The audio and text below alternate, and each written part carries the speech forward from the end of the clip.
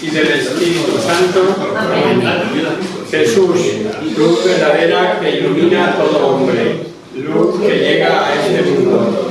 Nosotros sabemos que tú has venido de Dios el Padre para ser nuestro Maestro y que enseñas los caminos de la verdad.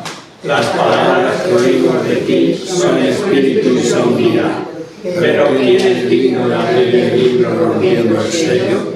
Tú solo, tú que diste tu vida por nosotros y nos compraste a Dios con tu sangre. Danos a conocer los misterios del reino de Dios y las inagotables riquezas de tu corazón. Descúbrenos los tesoros de la sabiduría y de la ciencia de Dios que quise ocultar. Haz que tu palabra penetre nuestras almas y guíe con luz nuestros pasos, ilumine nuestra senda hasta que amanezca el día y se disipen las tinieblas. Tú que vives y reinas por los siglos de los siglos. Amén. Muy bien. Pues bienvenidos todos, incluido Oscar, lo tenemos allí al fondo, que se ha enterado por un cartel y aquí lo tenemos. Estamos terminando el libro de Apocalipsis, que es el objeto de nuestro curso este año, el último libro de la Biblia. Y nos habíamos quedado hace 15 días, porque el lunes pasado tuvisteis una charla extraordinaria sobre introducción a la Sagrada Escritura, creo, ¿no? Fue interesante. Sí, y nosotros vamos a retomarlo donde lo habíamos dejado hace 15 días, ¿no? Para que os situéis, estamos en el capítulo 19 y vamos a leer el 1 y el 2 para seguir por enganchar, porque habíamos avanzado ya el 1 y el 2, pero los vamos a leer de nuevo. 19, 1 y 2. Después de esto oí una fuerte voz, como de una muchedumbre numerosa en el cielo, que decía: Aleluya, salud, gloria, honor y poder a nuestro Dios, porque verdaderos y justos son sus juicios, pues ha juzgado a la gran ramera que corrompía la tierra con su fornicación, y en ella ha vengado la sangre de sus siervos. Perfecto. Bueno, pues ya habíamos comenzado a explicar este comienzo de este capítulo. Primero habla de que hay una muchedumbre numerosa. No sé si os acordáis cuando preguntaron a Jesús: Señor, ¿son pocos los que se salvan? Y la contestación revela lo poco. También leímos ahí la cita de Lucas, diciendo que solo se pierde el que quiere, ¿no? El que de verdad no está por hacer caso a Jesús. No nos dice si muchos o pocos los que se van a salvar, pero el versículo es elocuente, pues da a entender que solo se condenan los obradores de iniquidad. Dice que has juzgado la ramera, has vengado la sangre de los siervos, en este versículo 2, y alguno se preguntará, esto también lo expliqué, pero lo volvemos a repetir: ¿es posible que sientan la alegría al ver la venganza? No es así. Lo aclaramos, ¿no? Olvidándonos de los malos, de los que actúan mal, la venganza es contra el mal. El mal ha sido destruido y esto es causa de inmensa alegría. No puede interpretarse de otra manera porque supondría, como dice el comentarista al que recurrimos frecuentemente, Barsotti, sofocar cuanto hay de bueno en nuestras almas. No. La venganza de los santos es la restauración del orden violado. Podemos entenderlo mejor si decimos: el bien ha sido vengado. El santo ve únicamente a Dios. No puede ser su alegría la condenación de las almas. La alegría es consecuencia de la visión de Dios. Es un ver a Dios sin sombra alguna, y todo lo que no sea Dios ha desaparecido. Tal es el gozo, la felicidad inimaginable de esta visión beatífica. Pero hay un razonamiento de este especialista que causa cierto espanto. Lo simplificaremos, dice: el mal de alguna manera se identifica con el ser. El ser se identifica con el mal. El obrador del mal, el pecador, es de alguna manera el mal encarnado. Luego, el aniquilamiento del mal se convierte en la condenación del pecador, obviamente, ¿no? Y termina el comentario con estas palabras que os decían que causan cierto espanto. Dice: ¿cómo es posible eternamente una oposición de la criatura a Dios? Se trata de un misterio, pero un misterio terrible, que al mismo tiempo revela hasta qué punto es serio el amor de Dios. Estamos tan acostumbrados a decirlo o a oírlo que no caemos en la cuenta de lo que eso significa, ¿no? ¿Hasta qué punto nos quiere Dios? ¿Hasta qué punto es serio el amor de Dios? O dicho de otra manera, dice Barsotti, que nuestro acto tiene un peso divino, tanto que con él el hombre puede resistir eternamente a Dios. Paso de ti, Señor. No quiero saber nada de tus gracias, ni de tu misericordia. Y se queda esa posición fija, como la foto finish de un final de carrera. La foto finish se quedó ahí, con el pie levantado o cruzando la bici. Imaginaros cualquier foto finish. Esto es lo que ocurre si nos sorprende la muerte teniendo dicho a Dios en ese momento: no, paso de ti. El siguiente versículo, el 3, lo que hace es añadir que el humo de la ciudad sube por los siglos de los siglos. Así ve San Juan la caída de Roma, no para un día o una temporada, sino para siempre, como la gran perseguidora de la Iglesia. La visión es semejante a la que tuvo Isaías cuando la absolución de don, ese humo perpetuo, significa la permanente memoria de la justicia divina, de ahí el decir por los siglos de los siglos. Vamos a dar un pasito más y leemos ahora del 4 al 10 de ese capítulo 19.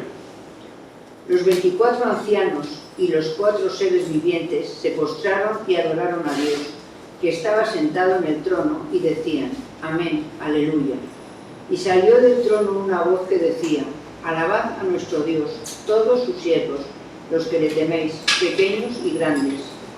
Y oí como clamor de numerosa multitud, como estruendo de muchas aguas, y como estampido de poderosos truenos que decían: Aleluya, porque ha comenzado a reinar el Señor, nuestro Dios Todopoderoso. Ese es el 10, ¿verdad? Claro. Alegrémonos y regocijémonos y démosle gloria, porque han llegado las bodas del Cordero, y su esposa se ha preparado. Le ha sido dado vestirse de lino resplandeciente y puro. El lino significa las obras buenas del pueblo santo. Y me dice: escribe, bienaventurados los invitados al banquete de las bodas del Cordero. Y me dice: estas son las palabras verdaderas de Dios. Ahí. Hasta ahí, perfecto, ¿no? De nuevo, si hemos escuchado, el cuadro es para extasiarse. Los 24 ancianos que vimos en el capítulo 4, como ese gran senado de apóstoles, patriarcas, representación de todos los del Antiguo y el Nuevo Testamento, y que, como dice el Padre Alio, representan idealmente a la humanidad rescatada. Y los 4 vivientes dice que soportan el trono de Dios, todo lo que significa el Evangelio, ¿no? Y todos de hinojos, adorando a Dios y diciendo su amén y aleluya. El versículo 5 ofrece una maravillosa luz sobre la vida del cielo. Es algo muy profundo, es digno de meternos en lo que se nos dice y de ser meditado. Pues hemos oído que dice ese versículo que salió una voz del trono. ¿Quién está en el trono? Dios. ¿Y qué dice la voz? Alabad a nuestro Dios. ¿Cómo se explica esto? Pues muy interesante la explicación que da Barsotti, ¿no? La alabanza que le rinden los santos es la misma alabanza que da al Padre el Hijo unigénito, que ha asumido unidad de naturaleza y en cierta manera en unidad de persona a todos los hombres, a todas las cosas, de modo que la alabanza de los ángeles, la gloria de los santos, no multiplica su gloria, es la alabanza eterna del Hijo de Dios, que está ahí en el trono. No es la voz que sale del trono una exhortación a la alabanza, sino la alabanza misma del Hijo que atrae hacia sí todas las criaturas. Ahí estamos nosotros, todos los creados, y si bautizados, todos formando parte del cuerpo místico de Cristo. El cabeza, nosotros miembros. Y si en esta alabanza desde el trono es Cristo mismo, en cierta medida, o en cierto sentido, desde ese trono, también nosotros con Él, que formamos el Cristo total. Y el final también merece consideración por decir a los siervos: cuantos teméis a Dios, grandes y pequeños. Muchas personas desconocen lo que en la Sagrada Escritura significa el maravilloso don del Espíritu Santo, del santo temor de Dios. Es un don del Espíritu Santo, ya lo hemos explicado otras veces, y algunos aluden como que es tenerle miedo. No es así. Basta armonizar las Escrituras. Unas cuantas citas, que os digo a título de ejemplo, aclaran las ideas. El temor de Dios es, según el capítulo 8 de Proverbios, odiar el mal.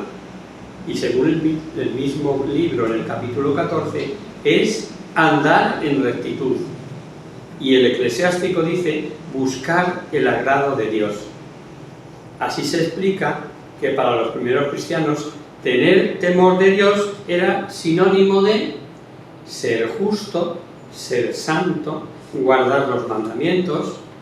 Por eso se repite que es el principio de toda sabiduría, el santo temor de Dios. Y como ejemplo vemos eso que decían de Cornelio, el centurión convertido, que vemos en los Hechos de los Apóstoles, y dicen que la Iglesia progresaba y la Iglesia progresaba en el temor de Dios. Progresaba en santidad, progresaba en santificación. Hablan algo de este hombre que procede no del judaísmo, sino del paganismo, y dice que era temeroso de Dios, o dicho de otra manera, era justo. Le alaban, no le están criticando. Y choca que este versículo 5 invite a esta alabanza de grandes y pequeños. ¿Pueden todavía seguir asistiendo allí pequeños y grandes? Más bien parece que la invitación es que abarca a la iglesia peregrina, a la que todavía no llegó allá, pues el texto dice, siervos y cuantos teméis a Dios, lo que hace suponer es también para los que aún no han llegado, aún no estamos en el cielo. Y de nuevo volvemos a comprobar que San Juan no puede expresar como desearía, y nos dice que oyó una voz que era como, que habla de aguas torrenciales, voz como fragor de truenos, magnífica expresión incluso desde el punto de vista poético. Y nos dice la razón del regocijo. Llegó la boda del Cordero con su iglesia, y la ve, como ya leímos que nos dijo San Pablo en su carta a los Efesios, no sé si lo recordáis, sin mancha ni arruga, y ahora expresado en este símbolo, vestida de lino brillante y puro. Y como el mismo texto aclara, que tan deslumbrante vestido son las obras justas de los santos. Ya sabemos con qué vestidos nos hemos de presentar. El vestido de las obras. Olvidémonos de si lino, de si pantalones vaqueros. Allí ya no hay esto. Son las obras justas, puras de los santos, ¿no? Vale la pena ver cómo se amortajan a grandes personalidades con sus bandas, medallas, banderas, con sus togas, si son magistrados, con sus moradas sotanas, los cardenales, incluso a los mismos papas con sus tiaras. Pero todo eso se queda por aquí abajo, y para hacerse polvo también en la tumba. La ropa, para presentarnos allá, son, una vez más, las buenas obras. Esas son las únicas que nos acompañan al otro lado, ¿no? Y esas no van a la tumba, esas nos acompañan siempre. Por otro lado, esta vestidura de lino puro, esplendorosa y blanca, es la que ilumina y transfigura la naturaleza humana. Recordaréis en la introducción, allá por octubre, cuando empezábamos, que hablábamos de que en el Apocalipsis encontraríamos 7 bienaventuranzas. Pues aquí está la cuarta. Bienaventurados los invitados al banquete de bodas del Cordero. Es algo tan grande ser de los invitados, presenta una perspectiva tan risueña y de tanto consuelo y aliento para el momento de las pruebas, que parece como que el ángel quiere recalcarlo. ¿No veis que dice, estas son las palabras verdaderas de Dios?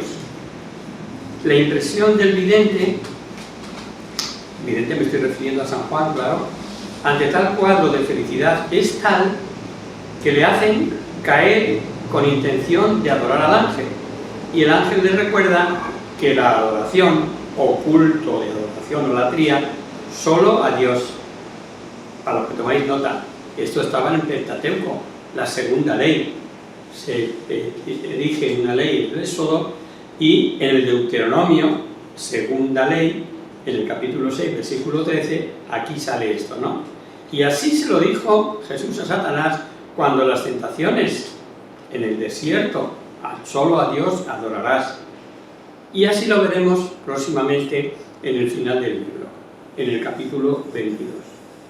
Y si el culto de adoración es exclusivo para Dios, y Jesús se dejó adorar de los pastores, de los ciegos, de los magos, de los mismos apóstoles y hasta de los ángeles, como dice la carta a los Hebreos, que estamos leyendo ahora en la liturgia, como está escrito en Hebreos 1:14, si esta adoración se da a Cristo, es que no cabe duda de que Jesucristo es Dios. Y termina el fragmento leído diciendo que el testimonio de Jesús es el espíritu de profecía. Si recurrimos a muchas citas, la Sagrada Escritura, veréis que ese testimonio de Jesucristo es su palabra, es la palabra de Dios, es el conjunto de revelaciones que Cristo nos enseña de parte de su Padre. Y esta revelación, o palabra de Dios, es la que inspira a los apóstoles, a los profetas y a todo cristiano para transmitir al mundo el mensaje de Dios. Cuando se nos atribuye a nosotros, cristianitos de a pie, el título de profetas, ya sabéis lo que quiere decir. Profeta no es ni Isaías ni Jeremías, que lo son, ni nosotros somos ninguno de esos personajes. Somos los que hablamos en nombre de Dios, o el mensaje de Dios, o las palabras de Dios. De ahí viene la definición del profeta. El que profiere, el que habla, el que dice, no el que está haciendo previsiones o adivinanzas, sino el que habla en nombre de Dios. Juan da testimonio, dice al empezar el libro, degollados por la palabra de Dios y el testimonio. Habíamos leído hasta no sé cuándo, hasta el 5, Hasta el 10. hasta el 10. Pues vamos a leer ahora del 11 al 16. Entonces vi en el cielo abierto y había un caballo blanco. El que lo monta se llama Fiel y Veraz, y busca y combate con justicia. Sus ojos llamas de fuego. Sobre su cabeza muchas diademas. Lleva escrito su nombre que solo él conoce. Viste un manto empapado en sangre y su nombre es la palabra de Dios. Y los ejércitos del cielo, vestidos de lino blanco y puro, Seguían sobre caballos blancos. De su boca sale una espada afilada para herir con ella a los paganos. Él los regirá con cetro de hierro. Él pisa el lagar del vino de la furiosa ira de Dios, el Todopoderoso. Lleva escrito un nombre en su manto y en su muslo, Rey de Reyes, Señor de Señores. Luego vi a un ángel. Es el 16, sí. Ha llegado. Perfecto. Muy bien. Solo por rematar lo que os estaba diciendo antes de mandaros a leer, en esto de hablar o preferir, los profetas intervienen en todo cristiano para transmitir al mundo el mensaje de Dios. Y Juan da testimonio, dice, degollados por la palabra de Dios y el testimonio. Eso lo vimos ya en el capítulo 6 al principio. Y sabiendo esto, somos conscientes, los que hemos recibido, aceptado y estudiado la palabra de Dios, del uso que de ella debemos hacer.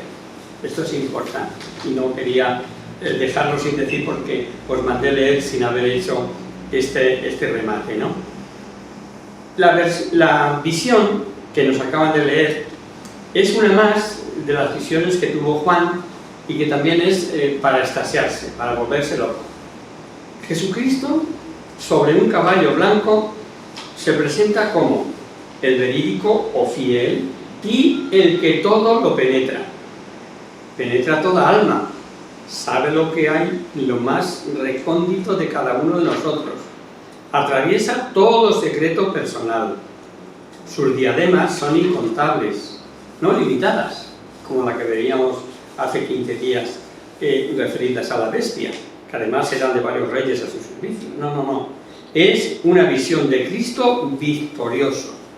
Y nos dice que lleva escrito un nombre que nadie fuera de él puede conocer.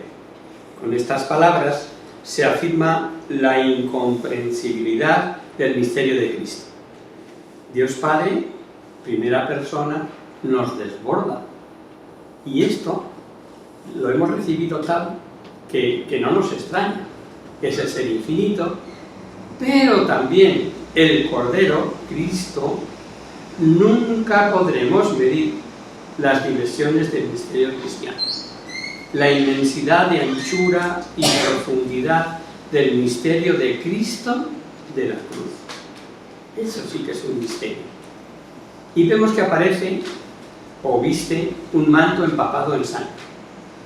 Tanto de vencer a todo enemigo como empapado en sangre de mártires y, como no, en su propia sangre. No olvidemos, la condenación de la humanidad pecadora la sufre la humanidad misma de Cristo. Esto lo he dicho otras veces, pero cada vez que tengo oportunidad lo traigo de nuevo a colación.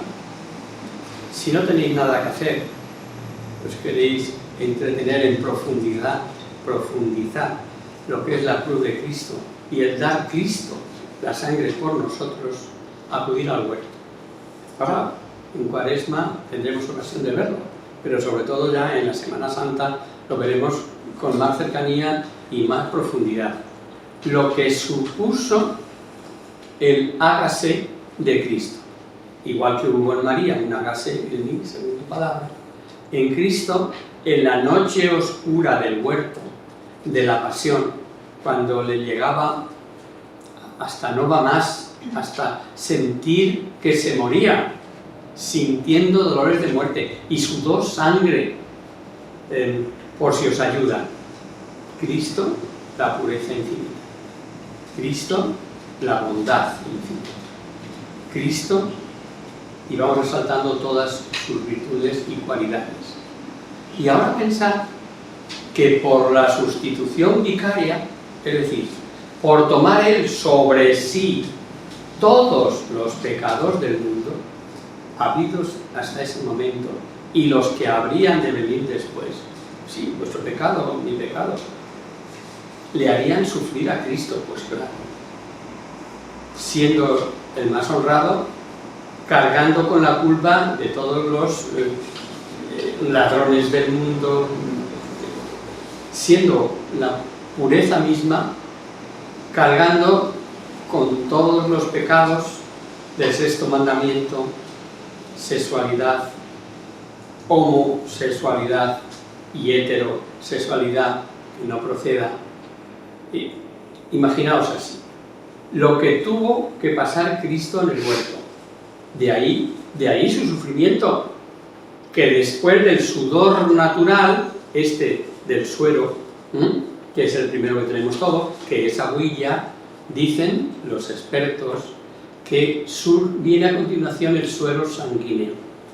Por eso dice San Lucas, por cierto que esos versículos de San Lucas de la Pasión son deuterocanónicos. ¿Qué significa eso? Porque en su día estuvieron, que es difícil de tragar, esto hay que ventilarlo, porque a ver si lo que dice Lucas procede, porque dice que sudó gotas de sangre, y no olvidemos que Lucas era médico. Tal llegó a ser su sufrimiento. Por eso digo que cuando hablamos de Cristo y del misterio de Cristo en la cruz, la condenación de la humanidad pecadora la sufre en su humanidad misma. La sangre de su pasión es la vestidura de púrpura del Rey victorioso, ya que lo he dicho, que la victoria de Cristo no es la condenación de los hombres. Ha hablado de pisar el lagar de la ira de Dios. ¿No es esto precisamente la pasión de Cristo? Hemos escuchado que su nombre es Verbo de Dios, la palabra de Dios, persona divina, que tomó naturaleza humana, como San Juan nos deja otro nombre que es más fácil de entender: Rey de Reyes y Señor de Señores. Y tal soberano la siguen ejércitos celestiales sobre caballos blancos. Hacer referencia al tema del lino, ¿y vuelve a significar lo mismo? ¿El lino? ¿A qué lino te refieres? Sí, porque... Los vestidos. Sí, o sea... Por lo del vestido. Claro. No tiene nada que ver. Son dos cosas distintas. El lino, que hemos leído anteriormente, está como ejemplo de lo que debe ser, y aquí en este caso es que nos pintan a Cristo sobre el caballo blanco, sobre un manto, igual, en el fondo viene a decir lo mismo, pero son dos aspectos diferentes. Hablando del lino físico que viste Jesús sobre el caballo blanco, y el otro lino de las obras buenas. En Cristo se dan las dos, no da lo mismo, pero hace referencia a dos cosas distintas. Sigo. Decía que el Verbo de Dios, la palabra de Dios, persona divina, que tomó naturaleza humana, y que San Juan nos dejaba otro nombre que lo entendemos mejor, ¿no? Porque nos dice Rey de Reyes y Señor de Señores. Y a tal soberano le siguen ejércitos celestiales sobre caballos blancos. No sé si recordáis el pasaje. Ahora sí que le siguen esos ángeles a los que sin duda se refirió en el huerto, cuando dijo: ¿no sabéis que puedo pedir a mi Padre legiones de ángeles? O sea que allí queda claro que Él se entrega, pero cuando se refiere a legiones de ángeles, tiene poder para ello, ¿no? Y al decir que el nombre lo llevaba sobre el muslo, el manto, piensan algunos intérpretes que el nombre está en el manto sobre la parte del muslo. No tiene mucha importancia, pero un poco para que nos hagamos idea si creemos que son dos cosas diferentes. O sea, se puede estar refiriendo a lo mismo con el muslo, o sea, el manto sobre el muslo. Y otros creen que se trata de un problema de traducción y podría ser, en vez de muslo, estandarte. Es un detalle que no tiene la menor importancia. Más importancia tiene lo de Señor con mayúscula, ¿no? Y por si fuera poco, Señor de Señores. Y tiene mucha importancia porque ya desde el principio de la Iglesia empleó el título de Señor, Jesucristo me refiero, para expresar su divinidad. Dejó Jesús sin habla a sus enemigos, poniéndoles aquel ejemplo, no sé si os acordáis, en el compromiso de declarar la divinidad del Mesías, en una de esas intervenciones que vienen a buscarle las cosquillas a Jesús. Fíjate, no era inteligente ni nada, ¿no? Que les dejaba siempre chafados. Pues le dice, y aludiendo al Salmo 110, dijo el Señor a mi Señor, siéntate a mi diestra, y le ponen la disyuntiva de a qué Señor se refiere. Si David, ¿no? Se considera el Señor y es el Señor. Pero hay más citas, hay más. El primer mártir, San Esteban, murió diciendo, Señor, no les tengas en cuenta este pecado. E Isabel, en la visitación, dijo de María, la madre de mi Señor. Hemos estado celebrando la misa de vísperas de mañana, que es la Anunciación o la Encarnación. Hay muchas chicas, señoras, que llevan este nombre de Encarnación o Nuncia, Nunchi. Yo conocía a una Nunchi, referido también al día de mañana, ¿no? De la Anunciación de la Virgen. Pues le dice cuando va María a visitar a su prima Isabel, ¿de dónde a mí que la madre de mi Señor venga a visitarme? Para un judío, Señor, es decir, Dios. Y no olvidéis que ahí lo dice Isabel, lo dice el texto, llena del Espíritu Santo. O sea que si queréis buscar en el texto sagrado, os encontraréis con todas estas sorpresas. Y atención, ¿cuántas veces nosotros también nos referimos en nuestra oración a Jesús con el título de Señor? Muchas. Señor mío, la misma expresión de la consagración, el alzamiento tanto de la forma como del cáliz. Yo aprendí de pequeñito que lo más correcto, si no sabes qué decir, si no sabes hacer una oración pura, es pronunciar las palabras de Señor mío y Dios mío. Dios mío y Señor mío. Es una afirmación que encontramos también en el Evangelio de Tomás, aquel apóstol incrédulo que cuando vinieron y le dijeron que había salido Jesús y tal y cual.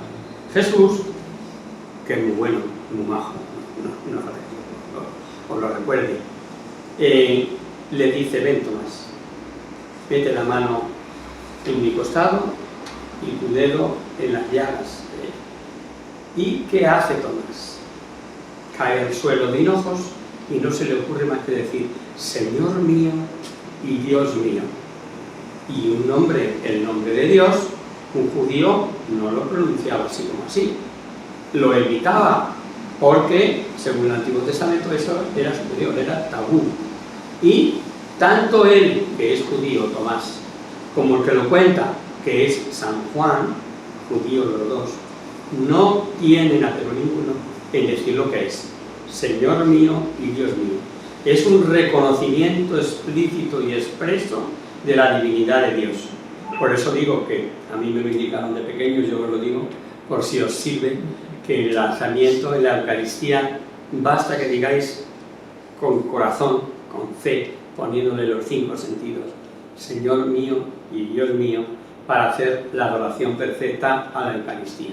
Bien, pues sin duda lo decimos muchas veces, pero ¿en cuántas de ellas somos conscientes de que para decirle Señor con todo lo que ello significa, es necesario que obre en nosotros el Espíritu Santo? Vamos a buscar una cita del Nuevo Testamento. 1 Corintios 12, 3.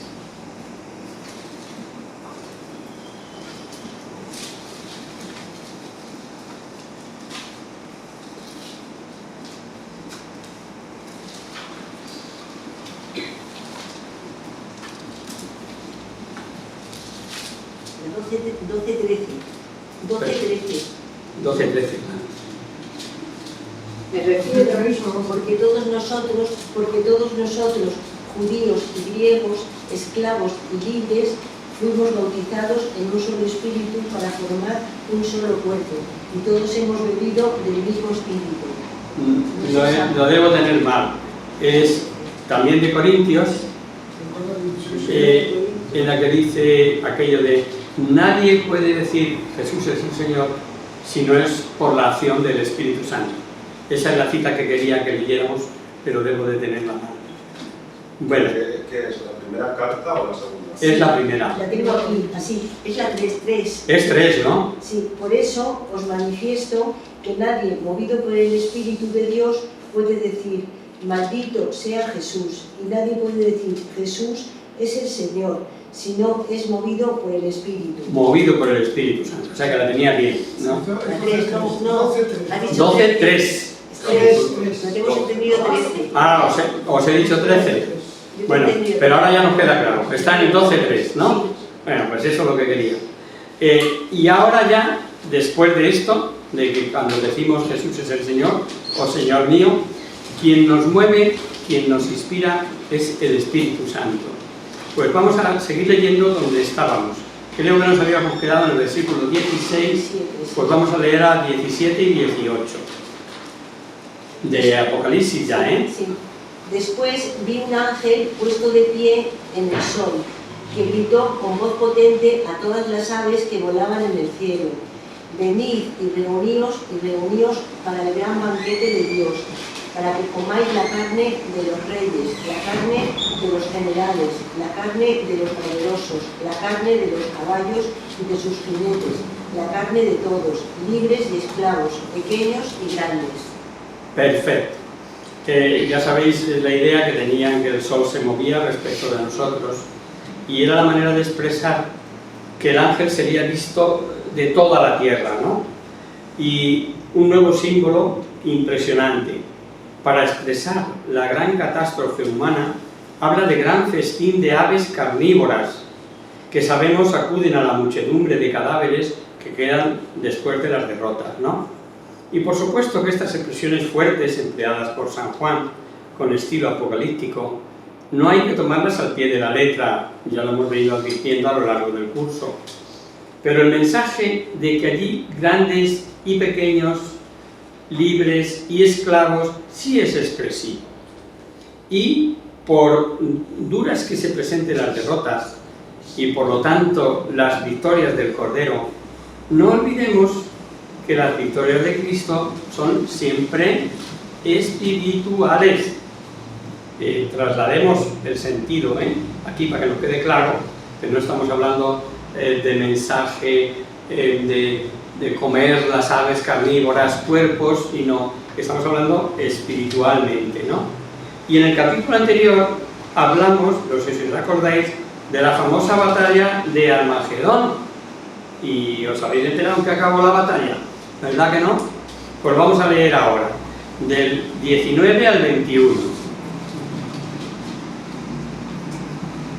Vi la bestia y los reyes de la tierra y sus ejércitos, congregados para hacer la guerra contra el que montaba el caballo y contra su ejército.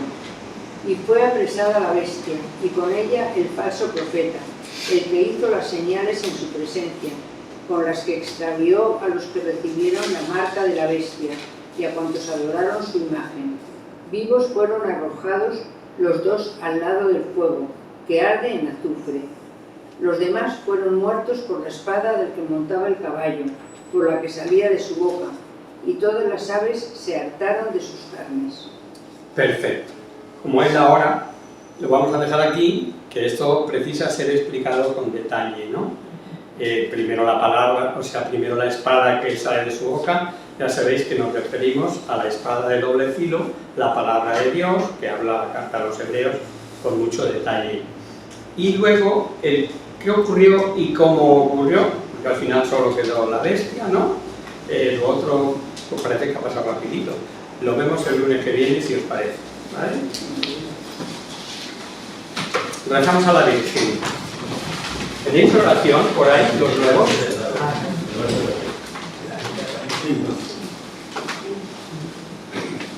Pues, rezamos la oración de la Virgen. Ahora os explico también esto de las oraciones. En el nombre del Padre, del Hijo y del Espíritu Santo. Amén. Virgen, bella como la luna, delicia del cielo, en cuyos rostros se miran los santos y se contemplan los ángeles. Haz que nosotros los hijos parezcamos a ti, y que nuestras almas reciban un rayo de esa belleza tuya, que no decae con los años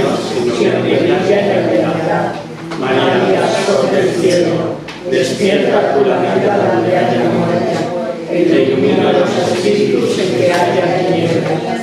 Reflejándote en el rostro de tus hijos, concédenos un deseo de tu luz y tu fervor. María, poderosa como un ejército, concede a nuestra vida la gloria. Somos tan débiles y nuestro enemigo nos veces con tantos estragos, mas con tu bandera nos sentimos seguros del cielo.